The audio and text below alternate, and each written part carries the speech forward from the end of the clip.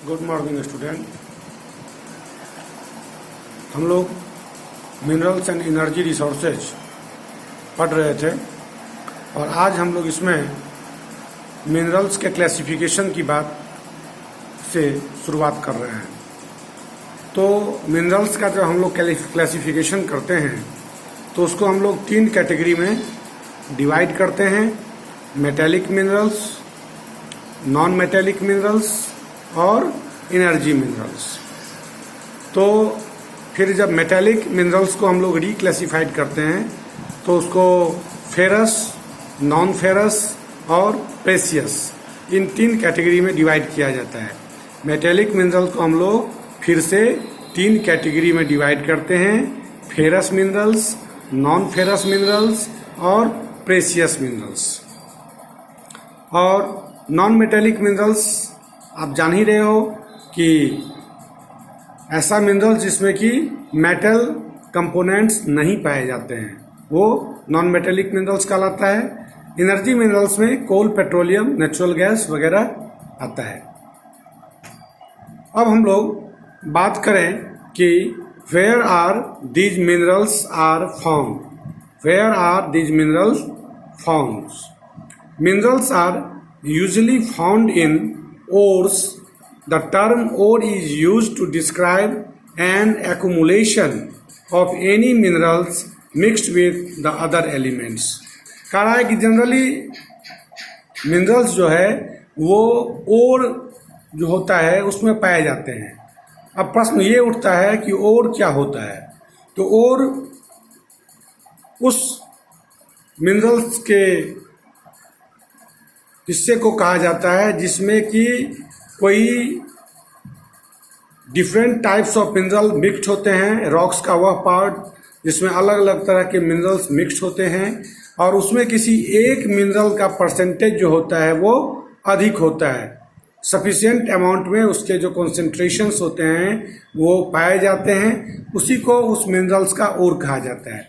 जैसे कहने का मतलब आप ऐसे समझ लो कि एक रॉक्स में कई तरह के मिनरल्स मिक्सअप होते हैं, उसमें कोई एक मिनरल का मात्रा अधिक होता है और जिस मिनरल का मात्रा उसमें अधिक होता है उसे उस मिनरल्स का ओर कहा जाता है। जैसे कि मान लो कोई रॉक्स में लोहे की मात्रा अधिक है, आयरन की मात्रा, तो आयरन का ओर हो गया। द टाइप ऑफ फॉर्मेशन और structure in which they are found determines the relative case with which minerals ores may be mined. This also determines the cost of extraction. It is therefore important for us to understand the main types of formations in which mineral occur. कह रहा है कि ओर जो पाया जाता है तो उसको एक्सट्रैक्शन करने में कितनी कॉस्ट आती है, उसको ज़मीन से बाहर निकालने में कितनी लागत आती है, ये भी एक महत्वपूर्ण फैक्टर्स होता है। लागत अगर बहुत अधिक आएगी तो फिर उसको निकालने से कोई फ़ायदा है नहीं। इसीलिए कम लागत पर वो मिनरल्स निकले, उसका अमाउंट सही हो, तो इन सब चीज़ों को ध्यान में रख करके जो है सो मिनरल्स को ज़मीन के अंदर से बाहर निकाला जाता है। Minerals generally occur in these forms in igneous and metamorphic rocks. Minerals में occur in the cracks, crevices, faults और ज्वाइंट्स। जो इग्नियस और मेटामॉर्फिक रॉक्स होते हैं उसके मिनरल्स जो होते हैं वो क्रैक्स, क्रेविक्स, फॉल्ट्स और ज्वाइंट्स के थ्रू जो है निकाले जाते हैं। The smaller occurrences are called veins and the larger are called lodes. जो कम मात्रा में मिनरल्स होते हैं उसको वेन के थ्रू, और जो अधिक मात्रा में होते हैं उसको लोड्स के थ्रू जो है एक्सट्रैक्शन का काम होता है।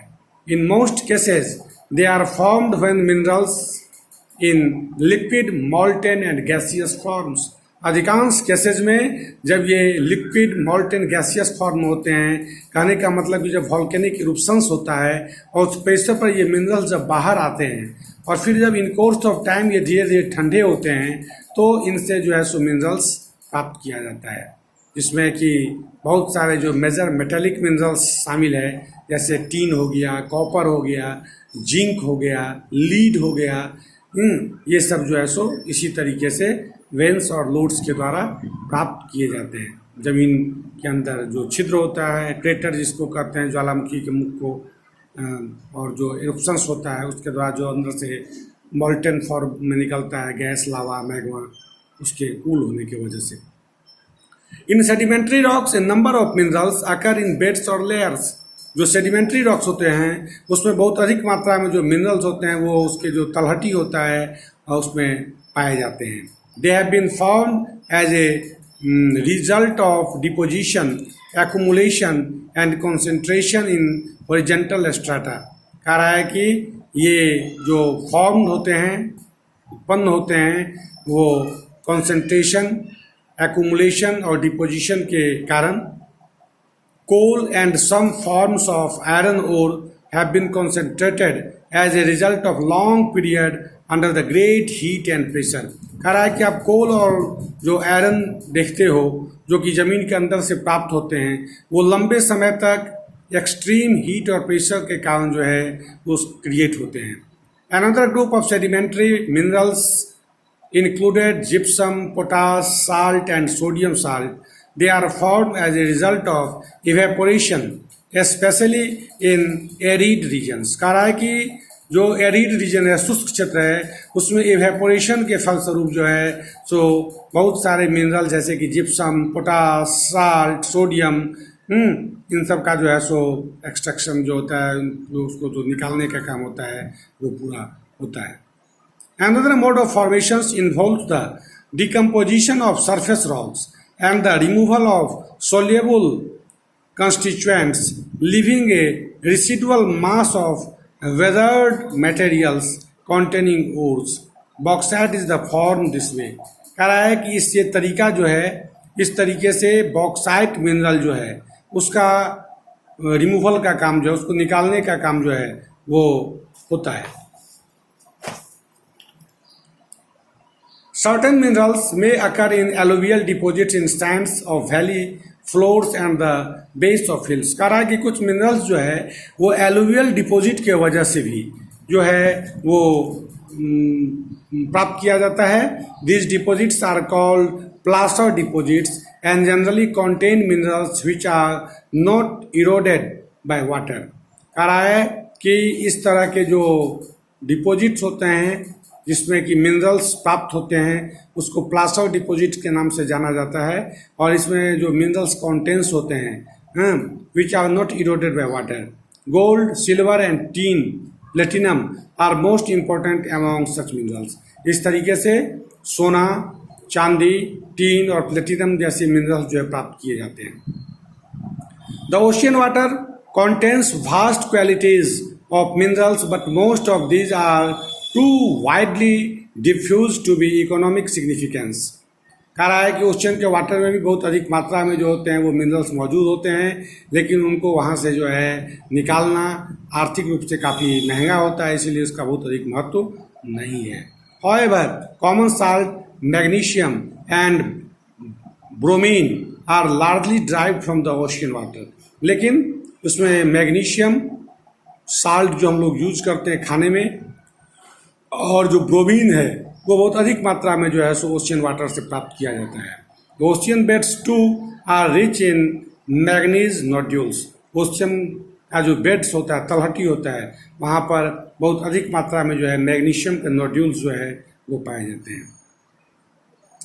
मैनिंग का जो तरीका है उसमें एक मैनिंग जो है वो रैट होल मैनिंग है। तो इस तरीके से रैट होल मैनिंग, जैसे चूहे का बिल होता है उस तरीके से बोरो किया जाता है, बिल बनाया जाता है और उसके द्वारा अंदर जाया जाता है और जो मिनरल्स होता है उसको निकाल करके फिर जो है सो दूसरे रास्ते से बाहर निकल दिया जाता है। तो इस तरीके से जो मैनिंग होता है उसको रैट होल मैनिंग के नाम से जाना जाता है।